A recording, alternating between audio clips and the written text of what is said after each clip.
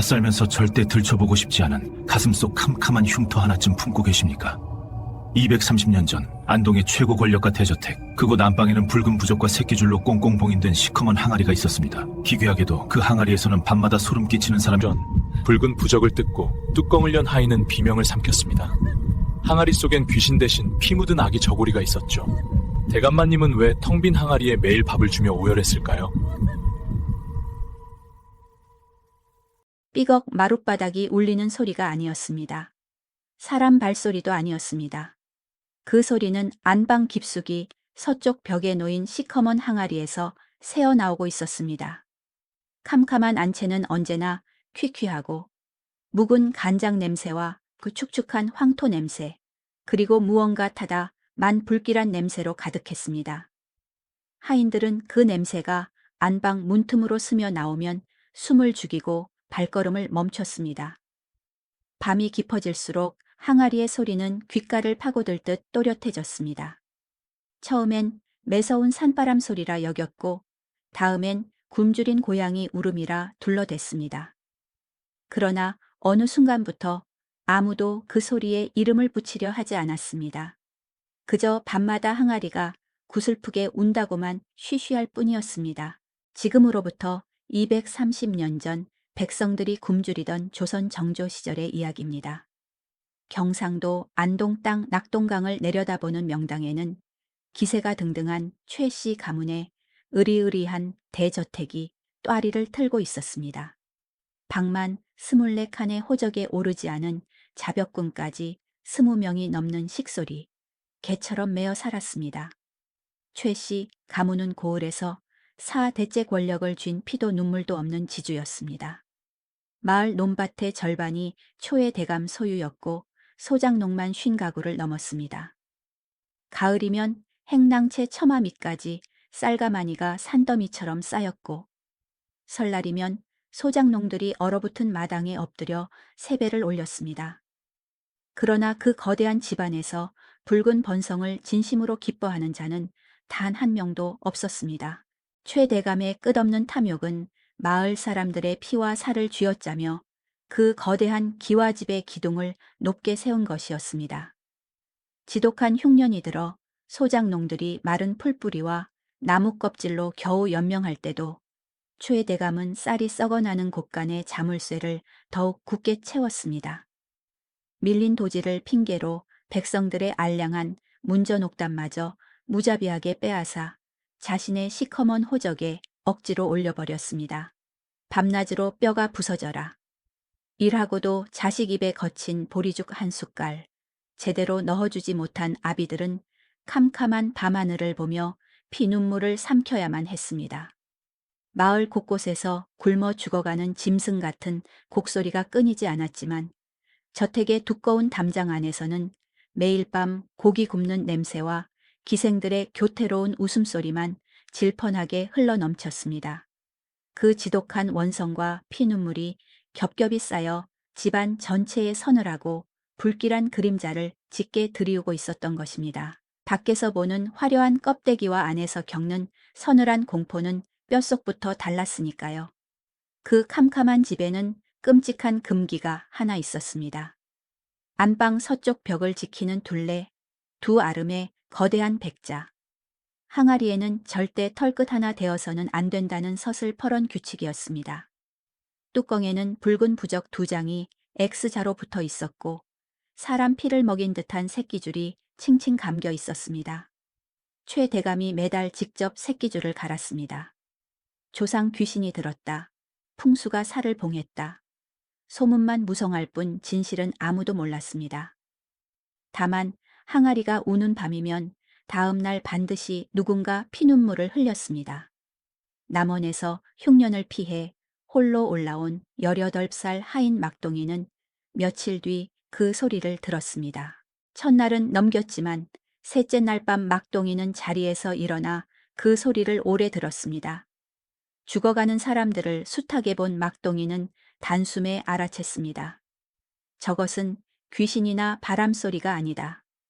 살을 뜯기는 고통 속에서 억누르며 내는 진짜 사람의 흐느낌이다. 막동이가 30년을 머슴으로 산 늙은 칠복에게 그 소름 돋는 확신을 털어놓자 칠복은 파리하게 질려 밥상을 들고 도망치듯 피했습니다. 귀신 씻나락 까먹는 소리 말라고 호통을 쳐야 마땅한데 칠복은 사시나무 떨듯 떨며 쥐어짜듯 속삭였습니다. 모르는 게 약이다. 이 무서운 집구석에서 숨통을 붙이고 살려거든.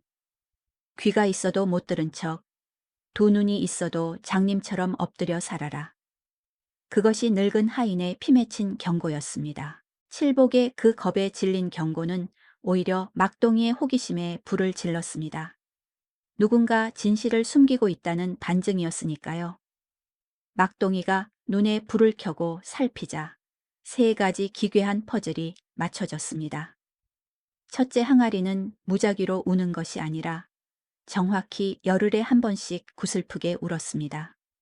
그리고 그날 밤이면 안주인 정씨, 마님은 핑계를 대고 안방 밖으로 한 발짝도 나오지 않았습니다. 둘째 항아리가 우는 날 저녁 안방 독상계는 턱관절이 없는 노인이나 갓난아이가 먹기 좋게 잘게 다진 소고기 된장, 조림이 어김없이 올라갔습니다. 셋째 소리가 나던 새벽 안방, 문 앞을 지나던 막동이는 밀폐된 공간에서 고통에 몸부림칠 때 뿜어 나오는 끈적한 사람의 땀 냄새를 똑똑히 맡았습니다. 틀림없다. 저 시커먼 항아리 안에는 산 사람이 갇혀 있고 인자해 보이는 마님이 매일 밤 밥을 먹이며 숨기고 있는 것이다.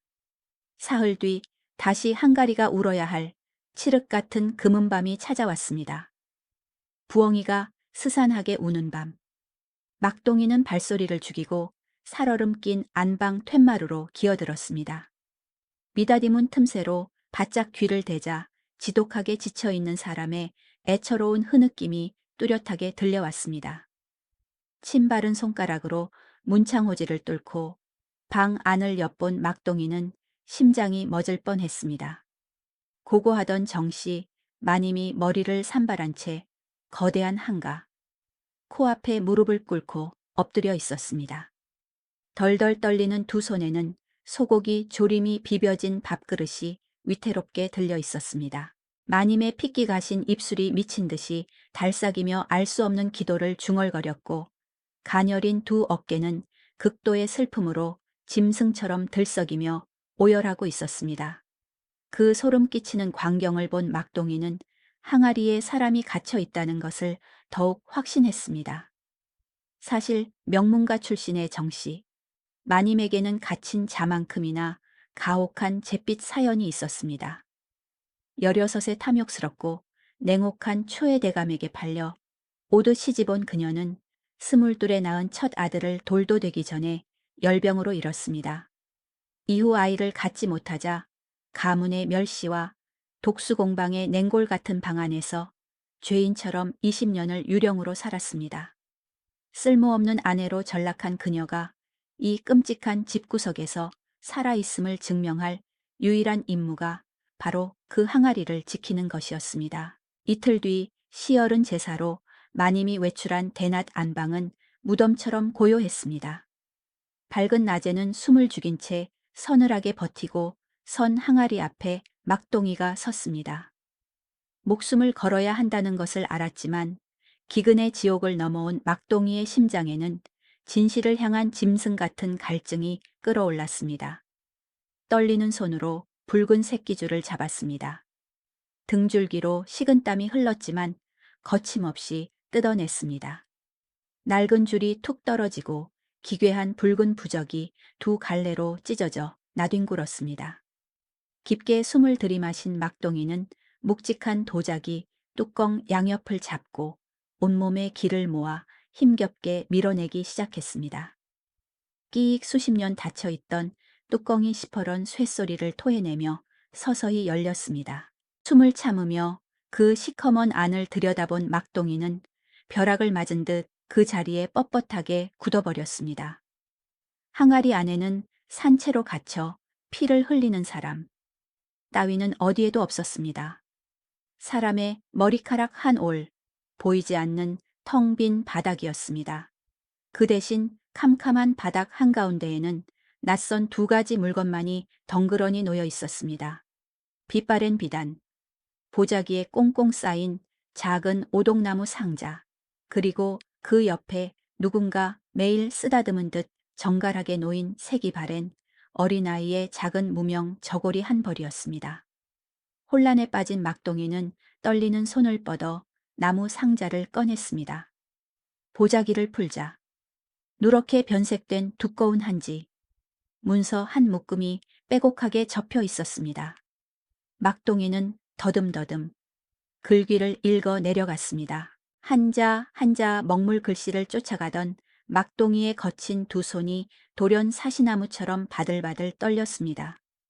그것은 고을을 뒤흔들 피비린내 나는 땅 문서였습니다. 최 씨 가문이 돈을 주고 산 기록이 아니라 소장농 50세 가구의 땅들이 원래 누구의 피땀 어린 소유였는지 낱낱이 밝혀주는 진짜 원주인들의 피 맺힌 장부였습니다. 여백에는 권력의 칼날 아래 어떻게 그 땅을 처참하게 빼앗았는지 끔찍한 과정이 적혀 있었습니다. 흉년이 든 해 사또와 결탁해 세금 장부를 조작하고 빚을 진 농민들을 몽둥이로 협박해 억지로 붉은 지장을 찍게 만든 잔인한 수탈의 만행이었습니다. 가장 마지막 장에는 도장을 찍지 않고 끝까지 저항했던 젊은 농민 한 사람을 한겨울 관아 창고에 가두어 잔혹하게 얼어 죽게 한 기록이 있었습니다. 박서방은 고을에서 유일하게 글을 조금 읽을 줄 아는 올곧고 강직한 청년이었습니다. 그는 초의 대감이 관아에 부패한 아전들과 은밀히 결탁하여 소장료 장부를 교묘하게 부풀린 사실을 알아채고 억울한 마을 사람들을 모아 관에 호소하려 했습니다. 하지만 하늘을 나는 새도 떨어뜨린다는 초의 대감의 귓가에 그 발칙한 계획이 들어가는 것은 순식간이었습니다. 초의 대감은 가문의 체면에 감히 먹칠을 하려는 천한 박서방을 결코 용서치 않았습니다. 한겨울 살을 에이는 삭풍이 매섭게 부는 날 포졸들을 동원해 그를 역모를 꾸민 폭도로 몰아 관아의 가장 깊고 캄캄한 지하 창고에 사정없이 쳐넣어 버린 것입니다. 빛 한 줌 들어오지 않는 그 얼음장 같은 냉골에서 박서방은 물 한 모금 마시지 못한 채 며칠을 모진 고문과 추위에 시달리다 결국 붉은 피를 토하며 잔혹하게 얼어 죽고 말았습니다. 든든한 가장인 박서방이 억울하게 옥사하자 남겨진 젊은 아내와 갓난쟁이 아들의 삶은 그야말로 끔찍한 생지옥으로 변해버렸습니다. 최 대감은 죽은 박서방이 남긴 빚을 구실로 그들이 비바람을 피하던 낡은 초가집마저 무참히 빼앗아 버렸고 한겨울 차가운 길바닥에 나앉은 가엾은 어미는 젖이 말라버린 텅 빈 가슴을 쥐어뜯으며 미친 사람처럼 온 동네를 헤매고 다녔습니다. 결국 그 지독한 굶주림과 뼛속까지 파고드는 추위를 견디지 못한 핏덩이 아들 박도리는 어미의 차가운 품에서 파랗게 질린 채 허망하게 숨을 거두고 말았습니다. 남편과 자식을 한꺼번에 잃어버린 박서방의 아내는 그날 밤 초에 대감 댁 높은 소슬대문 앞에서 짐승처럼 통곡하다 스스로 목을 메어 처참한 생을 마감했습니다. 가문 하나를 송두리째 파멸시켜버린 이 끔찍한 피해 참극은 오직 초의 대감의 시커먼 탐욕이 만들어낸 잔혹한 결과였습니다. 억울하게 죽은 자의 이름은 박서방, 나이는 고작 32 굶어 죽어가는 처와 갓난쟁이 자식이 있었다고 무심히 적혀 있었습니다. 문서를 모두 읽은 막동이는 충격에 휩싸여 바닥에 놓인 아이의 저고리를 멍하니 바라보았습니다. 원래 무슨 색인지도 알 수 없는 초라한 무명 저고리. 가슴팍에는 누군가 정성껏 수놓은 붉은 글씨가 있었습니다. 박돌이 억울하게 얼어 죽은 박서방의 피부티, 그 가엾은 아이의 이름이었습니다. 끔찍한 진실의 퍼즐이 맞춰지자 막동이는 다리에 힘이 풀려 털썩 주저앉았습니다. 밤마다 구슬프게 울었던 것은 귀신 들린 항아리가 아니었습니다. 그 텅 빈 항아리 곁에서 소리 없이 피눈물을 흘리며 울었던 것은 바로 정씨 마님이었습니다. 남편의 잔인한 살인과 수탈을 목격하고도 권력에 짓눌려 벙거리처럼 침묵해야 했던 여인 20년 동안 열흘에 한 번씩 하인들 몰래 무릎을 꿇고 죄 없는 박서방의 죽음과 굶어 죽었을 아이의 저고리를 부여잡고 남편의 죄를 업보로 짊어진 채 소리 없이 흐느끼며 울음을 참아왔던 것입니다. 저 핏빛 문서가 세상 빛을 보는 날이면 우리 가문에는 대대로 씨를 이을 남자아이가 태어나지 않고 피를 토하며 죽을 것이라고 했어. 눈먼 풍수쟁이가 그따위 저주를 퍼부었지. 그래서 내 남편은 증거를 태우는 대신 부적을 붙여 이 캄캄한 항아리 속에 영원히 봉해둔 거야. 서늘하고 텅 빈 목소리가 등 뒤에서 유령처럼 들려오자 막동이는 기겁하며 뒤를 돌아보았습니다. 외출해서 돌아온 마님이 문턱에 서 있었습니다. 얼굴은 시체처럼 창백했고 두 눈은 20년의 피눈물을 쏟아내어 시뻘겋게 부어올랐으나 목소리만큼은 단 한 치의 떨림도 없이 고요했습니다. 끔찍한 죄악의 사슬을 끊어버리기 위해 누군가에게 피 맺힌 고백을 털어놓겠다고 수천 번 다짐해온 결연한 단죄의 목소리였습니다. 마님, 도대체 왜 이 물건들을 아무도 모르게 불에 활활 태워버리지 않으셨습니까? 재로 만들어버리면 영원히 들키지 않고 편안하게 사실 수 있었을 것을 어찌하여 이 지옥 같은 항아리 속에 숨겨두고 밤마다 우셨단 말입니까? 막동의 원망, 어린 물음에 마님은 슬프게 미소 지으며 대답했습니다. 이것들을 불에 태워버리면 진짜로 영원히 없어져 버리니까. 내 남편이 빼앗은 문서들이 제가 되면 그 억울하게 땅을 빼앗기고 죽어간 가엾은 사람들이 세상에 단 한 번도 존재하지 않았던 진짜 유령이 되어버리니까. 마님의 뼈 시린 대답에 몽둥이로 머리를 맞은 듯 멍해진 막동이는 아무 말도 하지 못했습니다. 마님이 천천히 걸어와 떨리는 막동이의 손에서 낡은 문서를 조심스레 받아 들었습니다. 그리고 흙먼지가 묻은 박도리의 저고리를 소중하게 매만지며 상자 옆에 다시 가지런히 놓았습니다. 마님이 묵직한 항아리 뚜껑을 닫으려다 흠칫 손을 멈췄습니다. 나는 이 끔찍한 집구석의 사람이야. 내 남편이 저지른 피투성이 죄악도 결국 방관한 내 죄지. 하지만 나는 굶어 죽어간 이 가엾은 아이의 이름 하나만큼은 내 목숨을 걸고 기억하고 싶었어. 억울하게 죽은 박서방의 피부티 박돌이. 그 애가 살아서 온전히 컸더라면 지금 딱 너만 한 듬직한 사내가 되었겠지. 처절한 고백에 막동이의 눈에 뜨거운 눈물이 고였습니다. 백성으로 태어난 것이 슬퍼서인지, 권력자들의 탐욕이 억울해서인지, 가해자의 집안에서 20년을 홀로 울어온 마님의 지독한 속죄가 가여워서인지 알 수 없었습니다. 마님은 끝내 뚜껑을 다시 닫지 않았습니다. 그리고 막동이의 두 손을 꽉 잡아주며 단호하게 말했습니다. 이 핏빛 문서들을 내 대신 관아 사또에게 가져다. 다오 나는 이 죄 많은 집 밖을. 내 두 발로는 도저히 나갈 수가 없어. 그리고 이 집의 끔찍한 어른에게는 내가 직접 모든 진실을 말하고 죄를 청할 것이다. 그 서늘하고도 뼈 시린 당부를 끝으로 마님은 자신이 입고 있던 값비싼 명주 적삼을 벗어 덜덜 떨고 있는 막동이의 차가운 어깨에 덮어주었습니다. 막동이는 떨리는 가슴에 무거운 문서 묶음을 꽉 끌어안고 누구도 깨지 않은 캄캄한 새벽 앙해를 뚫고 최씨 집 대문을 조심스레 나섰습니다. 한 걸음 내디딜 때마다 품속에 있는 쉰새 가구의 피눈물과 억울하게 얼어 죽은 박서방 부자의 한 맺힌 절규가 묵직한 돌덩이처럼 전해져 왔습니다. 등줄기에 식은땀이 흐르고 금방이라도 초의 대감의 하인들이 몽둥이를 들고 쫓아올 것만 같아 심장이 터질 듯 쿵쾅거렸습니다. 소슬대문을 나서며 헐떡이는 숨을 고르고 뒤를 돌아보니 안방의 등잔불만이 고요하고 붉게 타오르고 있었습니다. 20년 만에 처음으로 거대한 항아리가 구슬픈 울음소리를 내지 않는 기적 같은 진정한 평화의 밤이었습니다. 꼬박 석 달이 지난 뒤 위세 등등하던 초혜 씨 가문은 관아의 서슬 퍼런 조사를 받았습니다. 막동이가 목숨 걸고 전달한 땅 문서가 남편의 끔찍한 수탈과 살인을 증명하는 완벽한 증거가 되었습니다.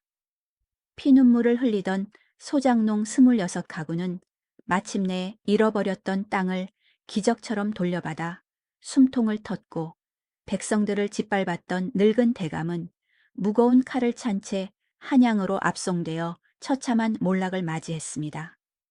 마님 정 씨는 시댁을 떠나 조용히 친정으로 돌아갔습니다.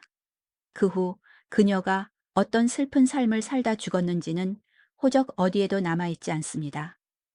다만 폐허가 되어버린 그 대저택 안방에서 다시는 누군가 억눌러 우는 소름 끼치는 울음소리가 밤하늘을 가르지 않았다고 합니다. 집안의 모든 기물이 관에 몰수되었지만 안방 서쪽 벽을 지키던 그 시커먼 항아리만큼은 아무도 거들떠보지 않아 그 자리에 덩그러니 남겨져 있었습니다. 뚜껑이 활짝 열린 그 캄캄한 침묵의 항아리는 마침내 20년 만에 시커먼 입을 쩍 벌리고 세상의 빛을 향해 깊은 숨을 토해내고 있었습니다. 마님은 도대체 왜 그 위험한 문서를 단숨에 불태워버리지 않았을까요? 남편의 끔찍한 죄를 영원히 덮어버리는 편안함과 그 죄를 평생토록 뼈아프게 기억해야 하는 지옥 같은 고통의 갈림길에서 그녀는 20년 동안 피눈물을 삼키며 후자를 택했습니다. 우리네 고단한 삶의 구석구석에도 그런 무겁고 캄캄한 항아리가 하나쯤은 숨겨져 있지 않습니까?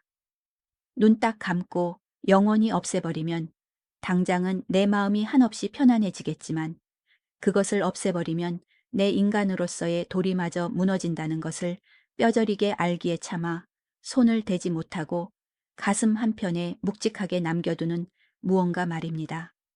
이 쓸쓸하고 뼈 시린 옛 이야기가 여러분의 메마른 가슴에 따뜻한 여운으로 남으셨다면 구독과 좋아요 한 번씩 꾹 눌러주시면 영상 제작에 큰 힘이 됩니다. 낡은 이야기 속에 숨겨진 빛나는 지혜와 묵직한 감동을 밤을 새워가며 계속 발굴하여 여러분께 들려드릴 수 있는 기적은 오직 시청자 여러분의 그 작은 관심과 따뜻한 응원 덕분입니다. 무서운 귀신은 억울하게 죽은 자가 스스로 앙심을 품고 만드는 것이 결코 아닙니다. 살아 숨쉬는 산자가 자신의 더러운 죄악을 숨기고 외면하려 할 때 그 차가운 침묵이 캄캄한 밤마다 소름 끼치는 울음이 되어 우리네 등 뒤로 서늘하게 돌아오는 법입니다. 우리가 살아가면서 진짜 단단히 봉인하고 부적을 붙여야 할 것은 낡은 항아리가 아니라 타인의 억울한 눈물을 알면서도 비겁하게 모른 척 눈 감아버렸던 바로 우리 자신의 그 차가운 순간이었습니다.